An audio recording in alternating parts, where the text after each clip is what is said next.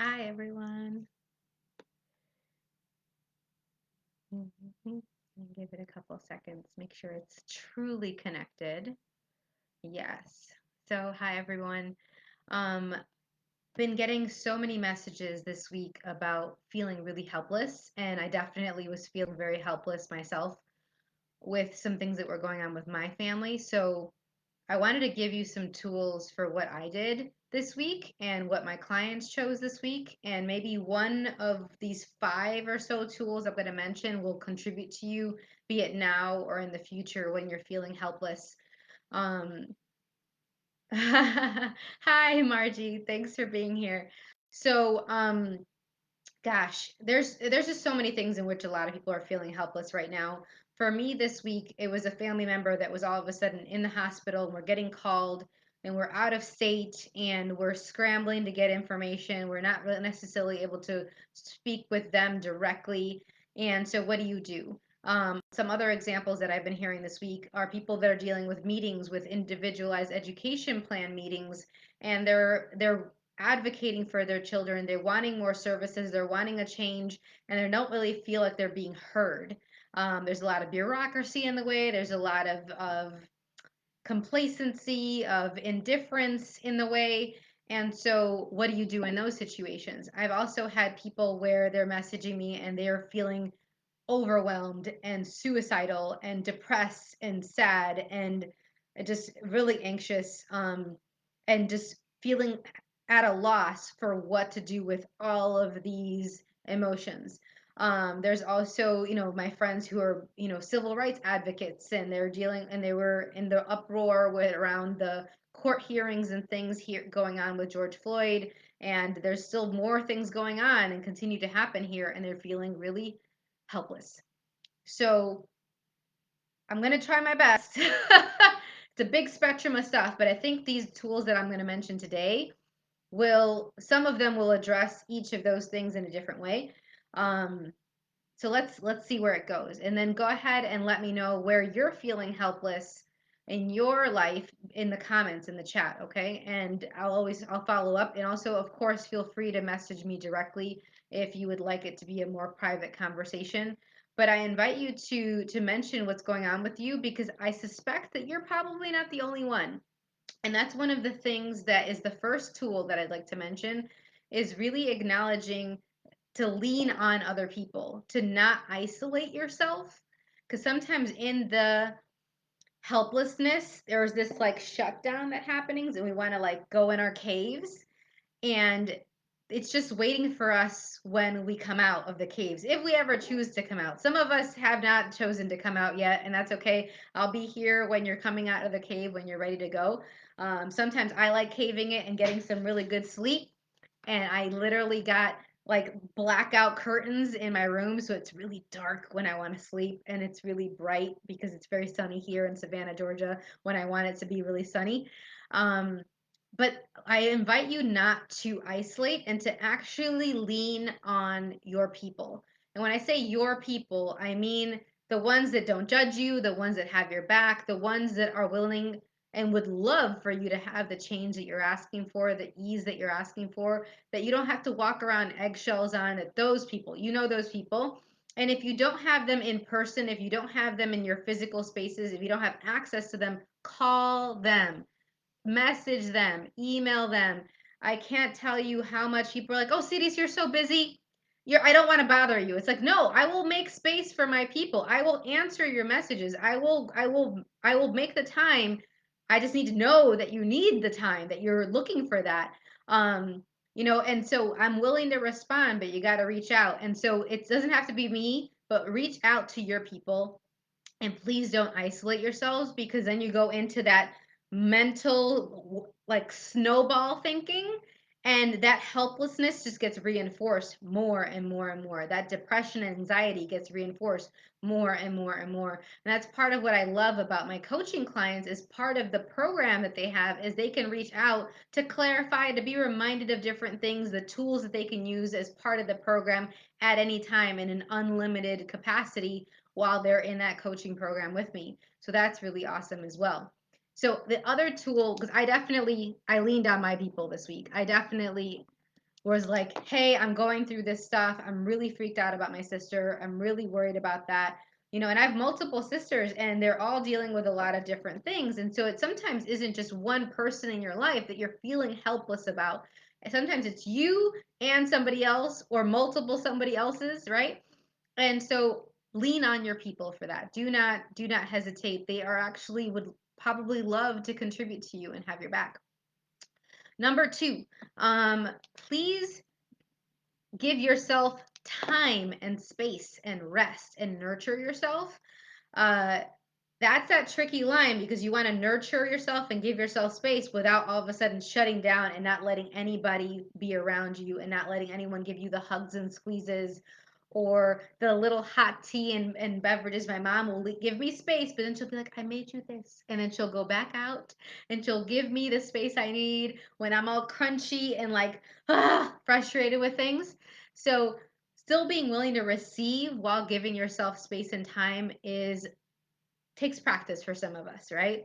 Takes some building up of a muscle, of a skill to do this. All right.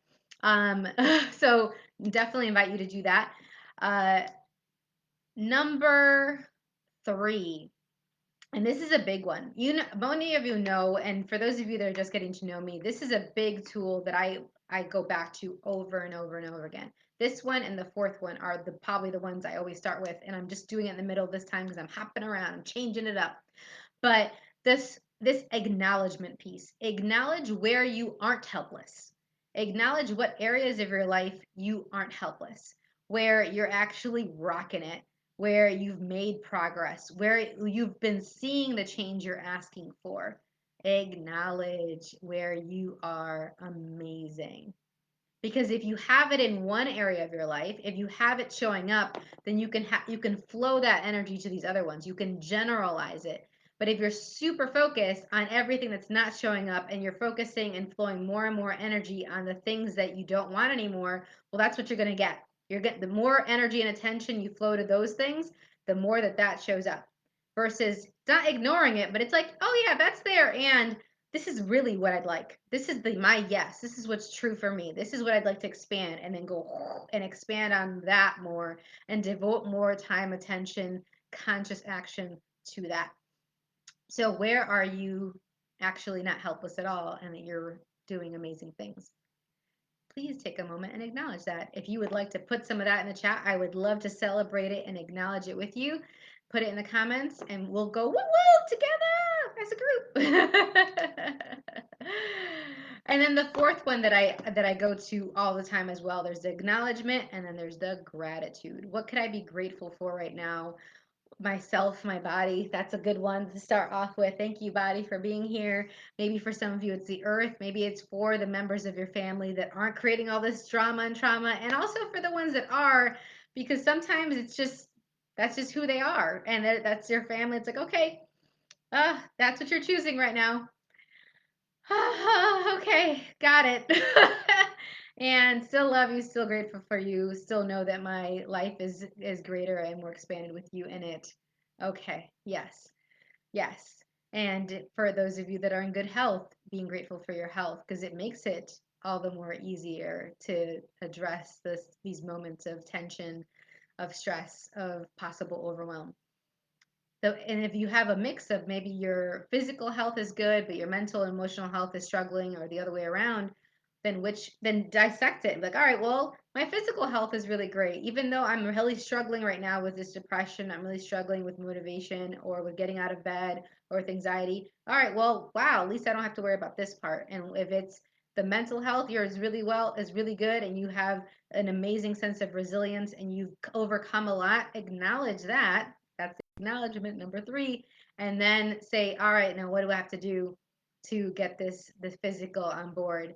Which leads me to my tool. Fifth tool.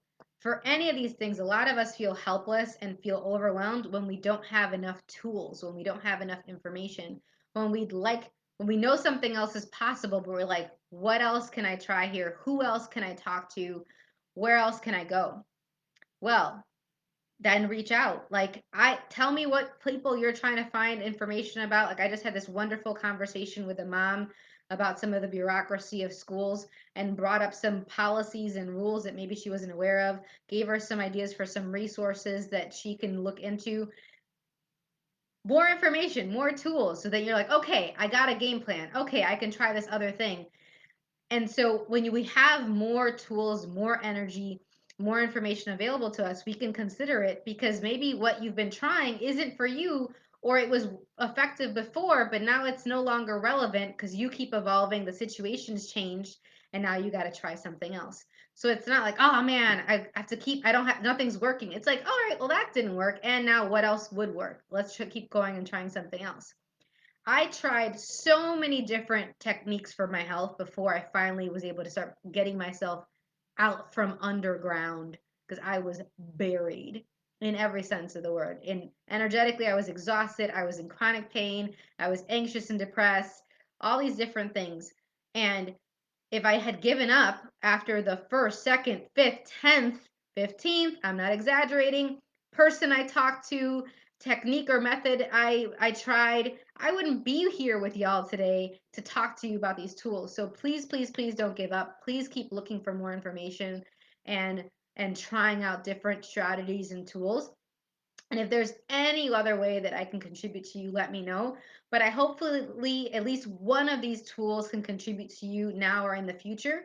And if you know of anyone that would benefit from watching this video and from getting some tools for how to feel a little less helpless, how to have some idea of what to do when there's this sense of just, there's nothing I can do, this is, none of this is working, we've all been there.